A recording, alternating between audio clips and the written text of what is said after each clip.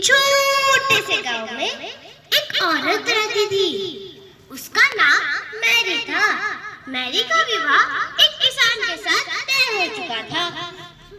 एक रात को जब मैरी सो रखी थी, तब उसके सपने में फरिश्ता आया। उस फरिश्ते ने मैरी से कहा, आप बहुत भाग्यशाली हैं कि भगवान ने आपको चुना है। अब भगवान का एक अवतार आपके कोख में जन्मेगा और जब वह आपके कोख से निकलेगा यानी कि जन्म लेगा, तो वो इस पूरे संसार का भला करेगा। फिर क्या हुआ? मैरी भगवान की बहुत बड़ी भक्त थी, तो मैरी ने उस फरिश्ते से कहा, जो होगा सब भला होगा। मैं तो अपने भगवान पर बहुत भरोसा करती हूँ। फिर क्या हुआ? कुछ दिनों बाद मैरी और किसान की शादी हो गई। उसके कुछ महीनों बाद मैरी का एक बच्चा हुआ। जब वह गर्भवती की अवस्था में थी, तो उस राज्य के एक राजा ने, जो कि बहुत ज्यादा घमंडी था, और उसे इस बात की भनक लग गई थी कि जो बच्चा मैरी की कोख में है, वह उसको हटाकर खुद राजा बनेगा। इसी रहस्य को देखते हुए उसने सोचा कि वह मैरी के बच्चे को मार देगा।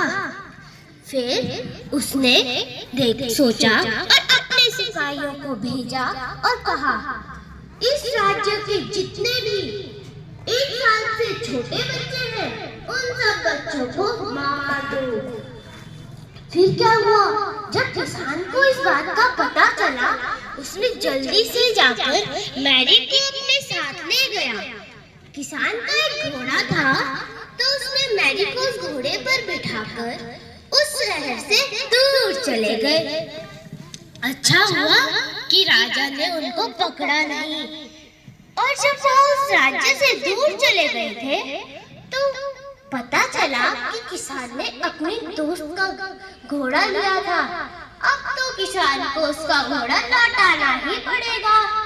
फिर क्या हुआ? किसान ने उसका घोड़ा लौटा दिया और उन दोनों ने पैदल यात्रा शुरू कर दी। मैरी गर्भवती थी, तो उसे थोड़ी परेशानी हुई। फिर भी उसने अपने हमसफर का साथ दिया और पैदल यात्रा शुरू की। जब वह रात को पहुंचे, तो बहुत ज्यादा रात हो गई थी। किसान ने सोचा, अब तो हमें यहीं रुकना पड़ेगा।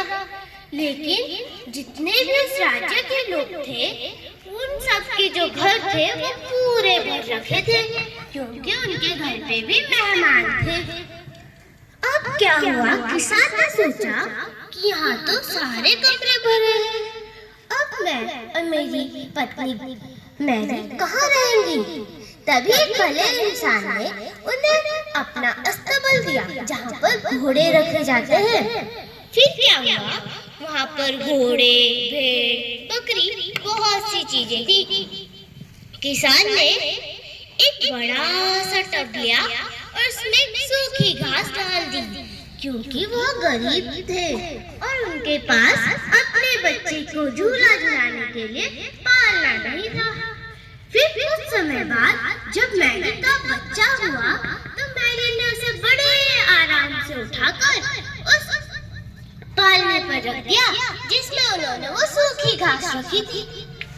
तो जब उन्होंने यह सुना, तभी दूर आसमान में एक बहुत बड़ा तारा जो चमक रहा था।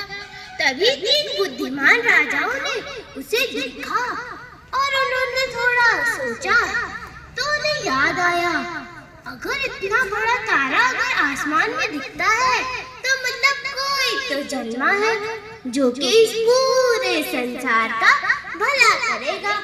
वो 3 बुद्धिमान राजा उस तारे के पीछे पीछे चलते रहे और वो तारा सीधा उस अस्तबल के ऊपर आकर खड़ा हो गया और गायब हो गया। 3 बुद्धिमान राजाओं ने अपने घोड़े से नीचे उतरे और बहुत सारी चीजें जो कि बहुत वो कीमती थी, उन कीमती चीजों को लेकर वहाँ अस्तबल में घुस गए और मैरी से पूछा कि आपको पता है जी आपका बच्चा है कि इस पूरे संसार का भला करेगा। तो उन्होंने वो कीमती चीजें उस जीसस को दे दी। फिर उसके बाद सबने उसका नाम रखा, तो उसका नाम था यीशु मसीह। फिर क्या हुआ, जब जीसस बड़े हो गए तो उन्होंने बहुत सारी मदद की। वो सबको समझाते थे कि हमें एक साथ रहना चाहिए और किसी से लड़ाई नहीं करनी चाहिए। और वो कहते थे जितनी आस्था आप भगवान में रखोगे उतना आपका अच्छा होगा। फिर क्या हुआ, जब वह ये समझा रहे थे तो उनके कुछ दुश्मन बन गए और उनके दुश्मन बड़े शक्तिशाली थे। फिर एक दिन क्या हुआ, जब वह अपने दुश्मनों की जगह गए, क्योंकि उन्हें अपनी यात्रा तो पूरे संसार में फैलानी थी। अब क्या हुआ, उन्हें पता था कि उनके दुश्मन उन्हें मार देंगे, लेकिन फिर भी वह नहीं रुके और अपनी यात्रा आरंभ की। जब वह उस जगह पहुंचे तो उन्होंने जब वहां पर अपना बस्ता रखा और उनके साथ जो लोग थे उनके साथ बैठे, तो उन्होंने भविष्यवाणी की कि आज रात को उन्हें उनके सिपाही गिरफ्तार कर देंगे। फिर क्या हुआ, कुछ ऐसा ही हुआ। जो जीसस के साथ यानी कि यीशु मसीह के साथ उनके एक साथी थे, उन्होंने उन्हें धोखा दे दिया और सैनिक से पैसे लेकर उन्हें गिरफ्तार करवा लिया। आपको पता है उसके बाद क्या हुआ? उसके बाद जो जीसस के यानी यीशु मसीह के दुश्मन थे, उन्होंने उन्हें इतने कोड़े मारे कि उनकी पीठ से खून निकलने लग गया। फिर भी यीशु मसीह ने अपना रास्ता नहीं छोड़ा। फिर क्या हुआ, उन्होंने सोचा यानी कि यीशु मसीह के दुश्मनों ने सोचा कि अब तो यीशु मसीह को मार देना चाहिए। तो उन्होंने यीशु मसीह का क्रॉस लिया और यीशु मसीह ने अपना क्रॉस खुद उठाया। तुम्हें पता है वो क्रॉस कितना बड़ा था? वो क्रॉस एक इंसान से बहुत बड़ा था। फिर क्या हुआ, यीशु मसीह ने अपना क्रॉस अपने कंधे पर रखा और उसे घिसकते घिसकते पूरे राज्य से बाहर ले गए। लेकिन आपको पता है जब उन्होंने अपना क्रॉस उठाया तो उन्हें पीछे से कोड़े मारे जा रहे थे। वो चीखते चिल्लाते हुए पूरे राज्य से बाहर गए और अंत में उन दुश्मनों ने, आपको पता है क्या किया? उन्होंने उन यीशु मसीह को उस क्रॉस पर लेटाया और उनके सर पर, हाथ पर, पैर पर कीले ठोकी, वो भी जिंदा। जब यीशु मसीह जिंदा थे तब उन्होंने उन पर कीले ठोकी, उनके यहाँ पर और पैरों पर भी।